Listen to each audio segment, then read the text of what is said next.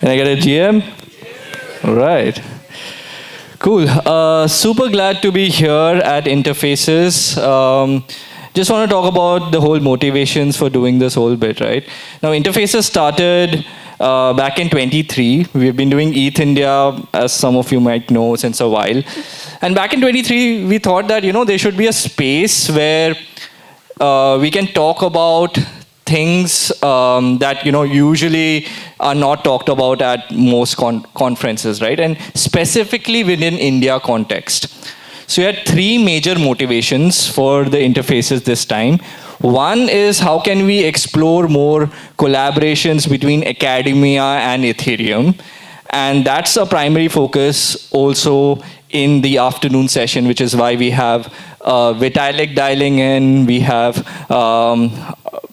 the legend Austin with us in IRL with us, and many more with a focus on getting more academia involved with Ethereum, right? That's one major focus. The second focus is also exploring Ethereum and from an India lens, Ethereum use cases from an India lens. Now, this is something that is usually not spoken about a lot, primarily because I think, we have a lot of, the narratives are largely defined from the West, but we really need for us here at home in India to figure out what Ethereum can mean to India, right?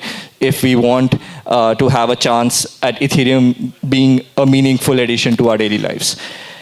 So that's something that I'm also keen to explore with a bunch of speakers today. And the last, we also want to explore the cutting edge of what's there in Ethereum. So we have a great list of technically oriented speakers as well, which was on the insistence of the Blockchain Society here at IIT Delhi, and that's why we were super glad to collaborate with them. I'll let Manoj here, who's the president of the Blockchain Society, cover a little more about the motivations. GM guys, firstly, thanks for joining us for Interfaces. I wouldn't take much of your time. We are already delayed, so I'll just welcome you. And I really say that you guys will enjoy the technical depth we'll be taking on and the Ethereum and Ethereum X Academia collaborations that we'll explore during the session. And I hope you'll have a lot of fun here.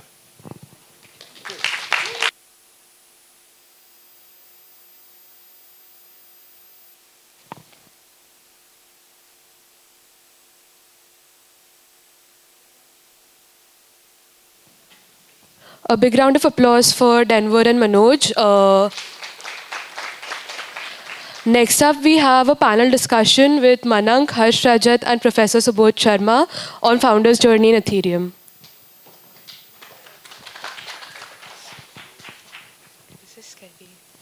Yeah, could we have you folks on stage?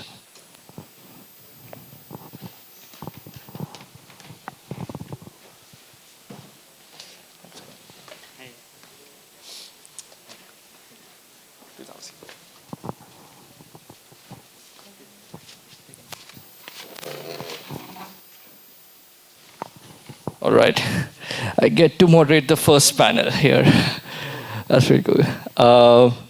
But yeah, welcome to Interfaces, and first of all, thanks a lot for each of you for making the time today. Right, I know some of you, it's your home ground, but some of you have flown in, making time for us. And I'm really keen to explore what a founder's journey in Ethereum means today, right? And we have a diverse set of sort of perspectives here, right? Harsh here has been a founder in the space since a while. I think even before that, you've been hacking in the space. It's been a while. It's been a while, right? And then you've been a founder since around 2019? 2019. 2019, yes. Right? And then we have Manank, who's a newly minted founder. Been a founder since 2 years now, 2 years, but a newly minted raise for you, right? Yeah. And so that's something that I'd also like to explore. And then we also have Professor Subodh, who's a little unusual addition to the panel, and quite keen to explore your perspective as well as you're building out. In fact, I think on the panel, I got into this entrepreneurship journey perhaps the latest. So we are just 1 month old. Amazing, amazing. We are baby on this panel. So. Cool. I'd like to start off with Harsh. Harsh, why don't you give a quick introduction about what you're trying to build now, and then we can take it from there. Sure. Awesome. So, obligatory GM folks, my name is Harsh. I'm the co-founder of Pushchain. What we are building is a universal blockchain. We started into crypto with inventing notifications for Web3, native notification directly from protocol. And through that, we realized that Web3 needs to be unified, and that is how Pushchain came into fruition. Universal blockchain supporting all other layer ones, whether Ethereum, Polygon, Base, Solana, Bitcoin, and so on. The journey is very exciting. So one thing about Ethereum that I know is that Ethereum really supports innovation, and Ethereum really supports people. This is something that I'll also talk about in Pragma. But to give you context, when I started, basically Austin, who's here, he reached out and he was so curious about notifications and understanding. So, and he's one of my mentors and one of my inspiration to get started on Ethereum.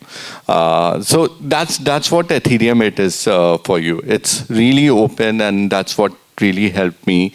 Not only Austin, a lot of leaders in this space, they will reach out to you the moment you build something, and they will try to help you out. And that's a really exciting founder's journey, because it's very different from Web 2. In Web 2, you're on your own, you create content, you create network.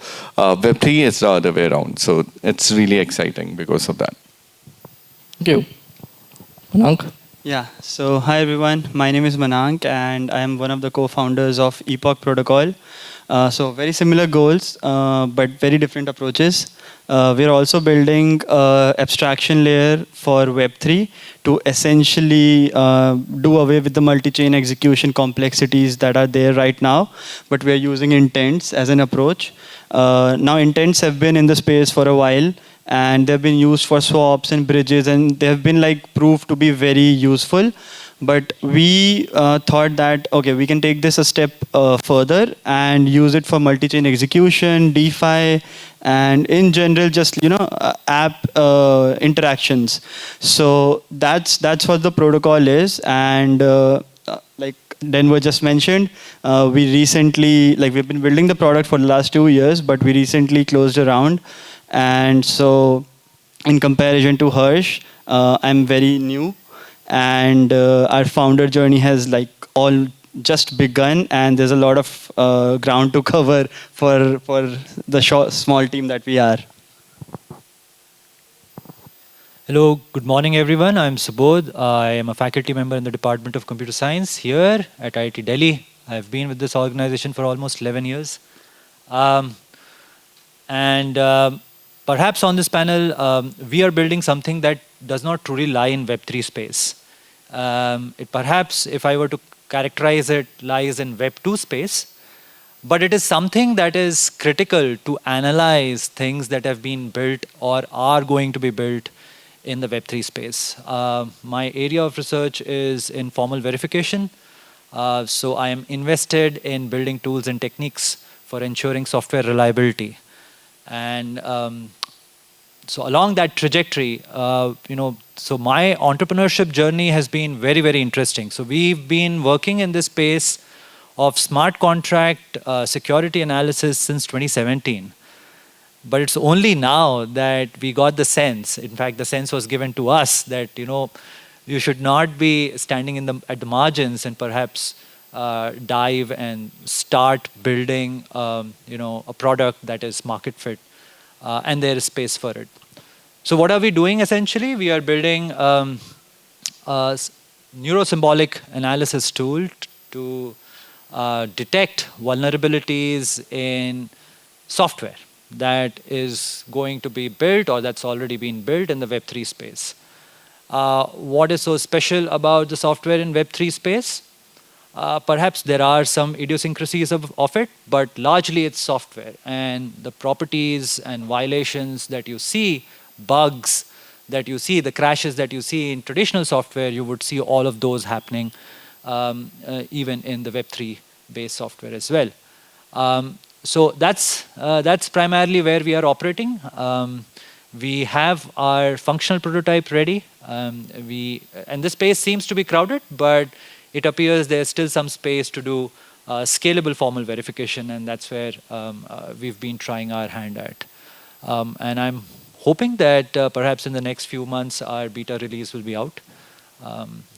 So yeah, looking forward to this journey. Thank you. Amazing. Now, next up, I want to ask like each of you, right? Like, when you decide to be a founder, right? First of all, like, if no one's heard about this quote, like, there's a famous quote by Elon. He's like being a founder is like chewing glass and staring into the abyss, right? So it's such a painful thing, right? But why do, like, I would want to know, why do each one of you choose to still do it? And when did you start to realize that, okay, this is a side project or something? And when is that inflection point? How do you arrive at that inflection point? Is that I should take the step into being a founder rather than this just being a side project of mine, and like I should go all in and spend the next X years of my life, devoted to the mission? Cool. I mean, for instance, Denver, you are a founder as well. I can ask the same question. So yeah, what is it like to be a founder, and when do you decide that you are ready for a project to not be a side project? Well, the first time founder, it's based on passion. First time founder, you like or you enjoy doing something, and the moment some people say that it's very cool, you want to just dive in. And it's okay, you have to take the risk, the first time founder. So first time founder, it's always passion that decides when you're taking the next step. When you're a second time founder, you have gotten a bit smart. So you do know PMF, you are looking into product validation a lot more. So second time founders, they kind of look or they kind of start building a project out as a side hobby, just a minimum part, because we always say build for MVP. No one does that. But second time you're a bit smarter, so MVP comes in. You then open it up to some folks, you try to gauge their experience, and then you jump into the founder journey. So passion and then experience. That's how you get started. Being a founder is very different, by the way. Like when you are building, it's the most exciting thing. Being a founder, it's like you're managing more than you are building. And right now, when I build, now it's more serendipity for me, and it's more meditation for me. Because that is not something that you'll do. So and that's why you have tech founders, you have marketing founders, and all of them come together. Because being a founder, you also realize that you will have your strength, but the best thing that you can do is realize your weaknesses. Because a company should not have weaknesses, a person can, and that is why co-founders are better. I have one for marketing, thankfully, so that's there. But yeah, that's my 2 cents. So I'm the youngest here, so I would say for me and my co-founders who are kind of the same age, it was the excitement, it was the thrill, it was the grueling nature of being a startup founder, and just the adventure of building something of your own. That was the whole inspiration for us. We are young, so we can take risks. And what Harsh said, like the other co-founders, they have been they're building their own thing. They got it acquired by a big C5 company, so they were a bit more experienced. So essentially we did what Harsh said. We took it to hackathons, we took it to like other mentors, we took it to accelerators, and we gathered feedback on whether this is a good project or not. And then finally, when Safe, Gnosis Safe, they gave us a green signal. That's the color of their logo as well. But they gave us a green signal that yes, guys, this is something really good, and maybe you guys can pursue that. So it started off as a grant, then it grew even more, then it became an accelerator program, then it grew even more, and then at one point we were like, yes, maybe we should just dive into it altogether. So that was like our founder journey in short. And yeah, the excitement. That's what keeps us going through this gruesome journey. My answer is not going to be drastically different from what Harsh and Manank already said. I think, yes, there has to be passion. There has to be a requirement for the product that you're building. Of course, age is not on my side at the very least. But I have got co-founders who are young. So, but you know what? There have been, so to add on to what Harsh and Manank said, I think in my case, this entrepreneurial journey was also because there is an example to be laid out in academics that look, professors and researchers could create deep tech startups, and that's an example for your undergraduates and postgraduate students who are studying in the campus. And you have ready talent already on campus, so you could involve them, you can sort of inspire them, you can get them excited about what's happening at the frontiers of technology. So that's certainly one additional reason why this entrepreneurship journey has become even more interesting and satisfying. And on top of that, I think there was also a selfish angle to it, right? I think my weekends are now busy coding, and instead of making slides for lectures. And I've realized that that satisfaction when I used to code as a programmer or a young faculty member when I joined this organization had slowly gone away, and it has come back, and I truly relish coding. So in a sense that, of course, there has to be all those things that in an entrepreneurship journey has to be there, but there are also these side interests, selfish interests that sort of bootstrap or sort of feed into your passion to do this and do this day in, day out. And if you can make those batchmates co-founders, then they would be the best co-founders you can ever find, frankly. Yeah, and I think so. A lot of little bit diverse perspectives here. So from Harsh, I sense like, okay, you get into the space because of enthusiasm and everything, but after some time, things like actually thinking through longer term MVP and all helps, right? Manank is at a stage where it is actually excitement fueling him, and he has the benefit of little more experienced co-founders who are focusing on the lessons that they've learned from that. And Professor Subodh is like definitely for the thrill of it, right? For at least for now. And I think the key thing here, at least even for me, right? If you ask any founder, they're not exactly able to pinpoint why they do it, right? One thing is that definitely you're looking for an outsized return. You spend a few years initially for a big return for yourself and hopefully your investors, right? But other than that, I think the thrill of it is what really keeps you going through it all. So I think that really is the sense which. 100%. So the thrill needs to be there. There's one thing that I used to say to my fellow founders, and that was like, only pick a problem that you want to solve if at 2 a.m. or at 4 a.m. your back is burning, but you know the solution, you are able to get up and you are able to do it. That is what founders' metal is.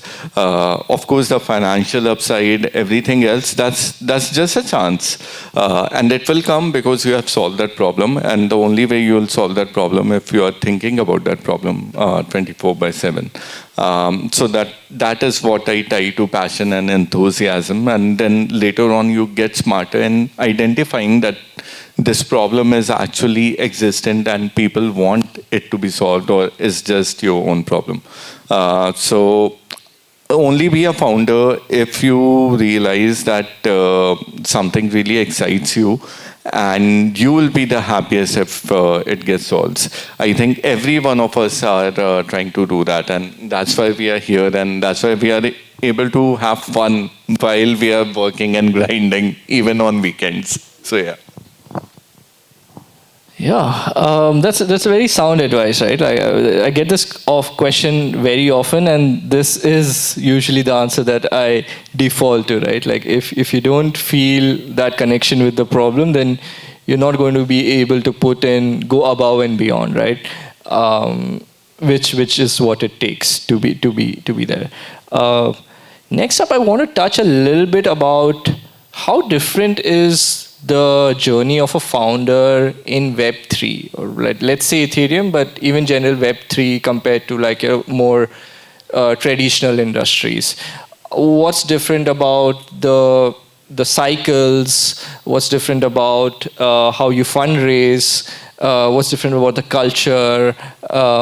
Is there anything you'd like to touch on that? Yeah, so for starters, if you wear a suit in Web3, you are a scammer, not the other way around. Does that include semi-formal dressing? Yes. Yes. You are in between. Maybe you can cut me some slack because I'm an academic here. Good. For you, there's an exception in Web3 for everything, so that's you're fine. Yeah, so Web3 founder, I mean seed phrases, tokens, so many other things that you guys will realize. But there's a pro and there's a con to Web3. Like Web3 is complex and that basically means that when you come to Web3 first, it feels intimidating. But we, as Ethereum, as Web3 as a whole, we are trying to solve this. So we are trying to do it in a lot of cool fashion. When I started, Scaffold ETH by Austin was the only one thing that you can see to get ahead. Now we have abstracted a lot, so that's quite good. When you start in Web3 is pretty chill. You have a problem, you have a solution. People don't care. You show up in suit, you show up as an anon. Do whatever you want. I've been in conferences where you're barefooted and you're touching grass and you're talking, and that will be the smartest people in the room. And I've been in conferences where you will be semi-formal or formal also, and you'll still have the smartest people in the room. So Web3 is pretty chill in that. That's the pro. The con is this is a 24/7 industry. Web3 software, automated software, they don't sleep, and you'll also stop sleeping. Good thing is you are already in IT, so you have already given up on that. So you will not feel different. Other than that, the work-life balance is not there. But yeah, you're working on a project that you're really happy about, so you don't really care about it. So yeah, working as a founder, what you'll realize when you start working over here, that it's a chill space. It requires a lot, but it also offers a lot in return. And along the journey, you get friends that are there for life and that are also going through the same experience, so that kind of works out. It's also a space where if you have a really fantastic, cool idea or an innovation, people would want to back you up. They might know that it might fail or it's only 5% chance of success, but they will back you up, which gives you a Silicon Valley vibe wherein, if you have a cool, crazy idea, come try it out and we'll see what happens. Even if you don't get funded, you can always launch a token and it can do well. Even if you don't have an idea, you can launch a meme coin like some presidents have and it can do well as well. So it's a pretty crazy, pretty cool space to be in. And yeah, that's basically life as a Web3 founder. But yeah. Mostly what Harsh said, but one very particular thing about Web3 is that it's extremely expensive. So, like, like what Sir is trying to solve, security, that is one of the most hard parts of Web3. How do you secure your product? How do you you cannot even release your product to people before you figure out the security aspect, and that requires some capital. Unless you just deploy a meme coin or some other sort of a product. So that is a little bit of a hard thing with Web3. You need that sort of initial capital to launch a protocol or something. Other than that, something... Just to check on that, you mean to say that Web3 is what do you mean expensive is it's more than AI or some other field like that? I mean, not AI. AI has completely changed the game now with the hardware costs. But for the software cost point of view, Web3 is pretty expensive in comparison to other software-based products. So that is one of the points. And also keeping up with trends. I know AI has again brought this up in the Web2 space, but in Web3, the trends change every month, every 2 months, and it is extremely hard to keep up with them. It depends. It can be the tech part, it can be the marketing part, it can be any other niche of what you're doing as a founder. Everything just changes, and you have to keep up very hard, and you have to give up on your sleep. You have to be online for some reason, crypto Twitter a lot to gather everything. So, when you come in Web3, make sure that you know all of these things are there, and you have to be ready for these things, and just slowly catch up to them. But then speed is everything. So what little I have sampled about Web3, this community, I would reinforce the point that was put out by Harsh. The general level of enthusiasm is very, very high. And I really, really like that level of enthusiasm to hear out ideas, to try out new ideas. I think that is unusually high. I mean, if you look at Web2 space or any other, if there is one, Web3 stands out in the level of enthusiasm that you see in the community. The second positive aspect of Web3 community as a whole that I have come to know is the ecosystem is laid out well in advance to support development and academic research initiatives. So Ethereum has got as a grants program, so does Aptos and many others. But I think, thinking about 10 years from now and laying out this ecosystem to help developers, to help academics, help researchers, freelance researchers to come up with products based on their ideas to further the ecosystem, I think it's a marvelous idea. And in that sense, Web3 also, the ecosystem and the community seems to be very supportive. So those 2 points truly stand out, enthusiasm and support. Yeah, I mean, I forgot this one point. The decentralized nature means that anyone can contribute to anything they want. Everything is open source. You can just literally go on forums, GitHub repositories, you can do PRs, issues. That is the best part of Web3. To be in the industry is not hard, and to contribute is not hard. And since everything is being done in the open world, that means that you can get to feel a part of the whole community as individual. So this is the last question to this panel.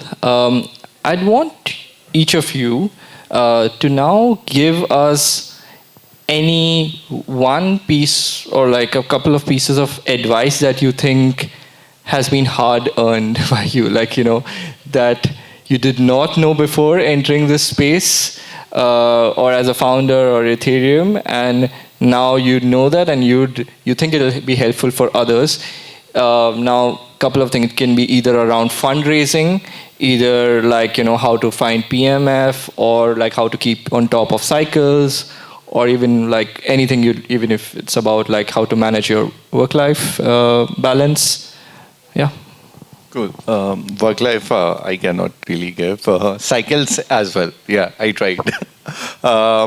So one advice is, and it took me some time to learn it, like you have to be shameless in asking questions.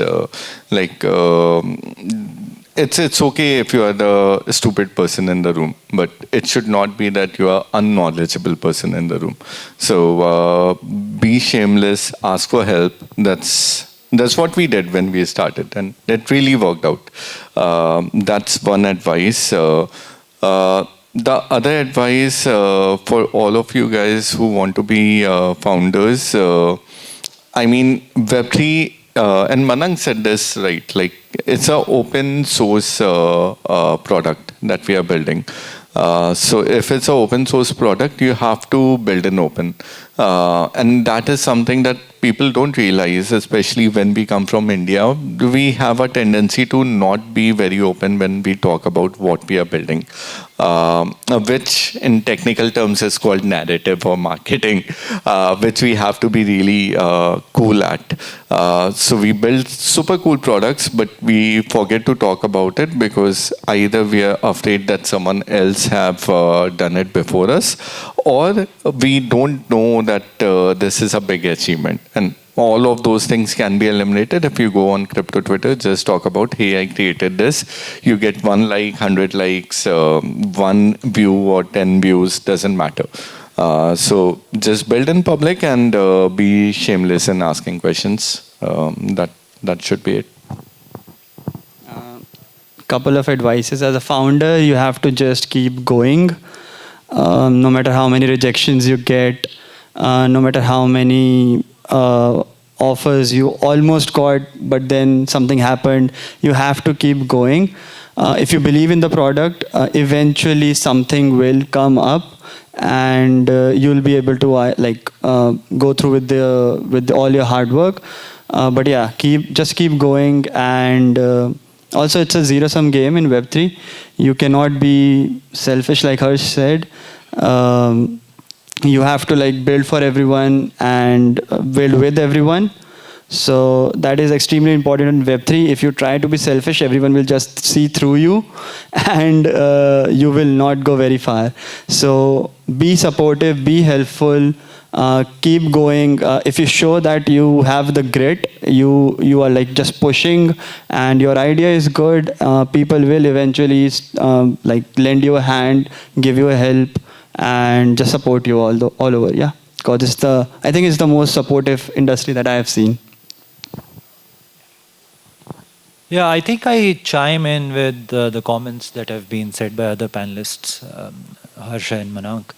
I think questions, yes, certainly, but also conversations, right? So you must attend these gatherings. At least that's what I also felt, that for a fast-moving space, things that you knew 6 months back are now already stale.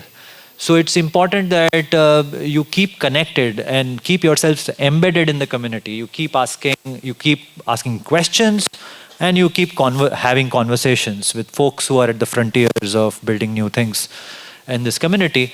Second, I think enthusiasm is certainly the bedrock for doing anything worthwhile. But one has to be also reflective of the fact that once you have a solution, then you're looking for a problem. That shouldn't be the case, right? So, of course, I think the first point, conversations, will help you refine that you are building a solution for a problem that exists, that's real. And in your hubris, in your sort of high enthusiasm, you didn't go ahead and created a product first and then seeking what this product would serve. So I think these are just general advices, nothing new as such, but I think it's important to sort of re-emphasize them. So, If you're a student, keep going to Devfolio hackathons. Thank you. Any last bit of advice for growing your audience on crypto Twitter? How did you folks do it or are doing it? I mean, GM. GM? That's what That's I it? do.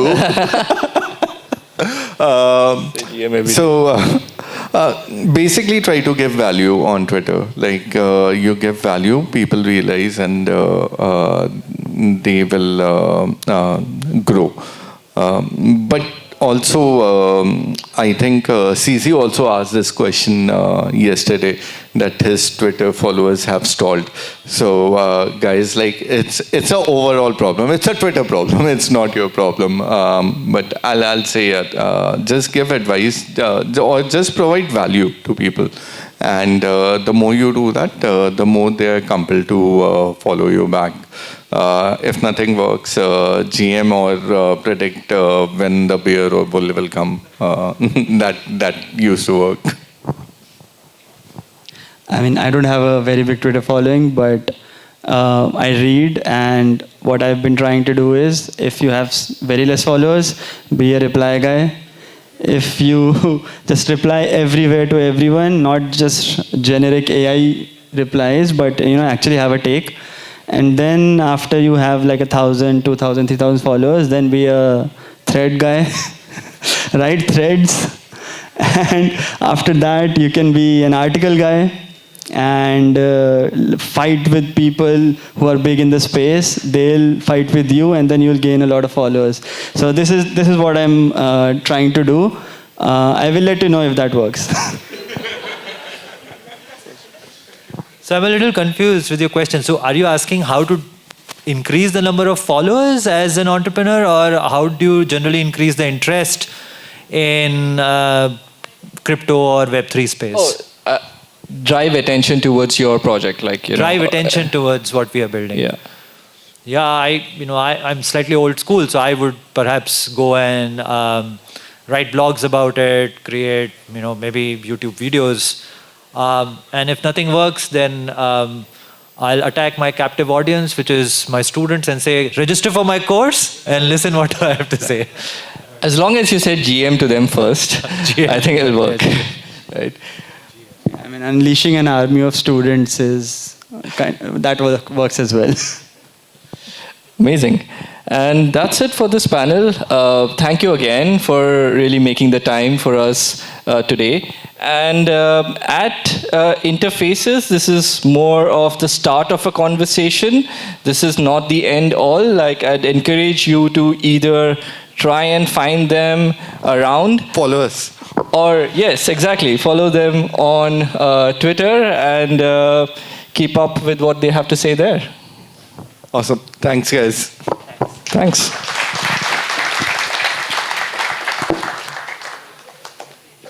Thank you. These were some really, really interesting stories shared by our panelists. A huge round of applause for them. Okay. Up next, we have Viraz, Rahul Saxena, and Smith for a panel discussion on paranoia as well. Let's welcome them on the stage.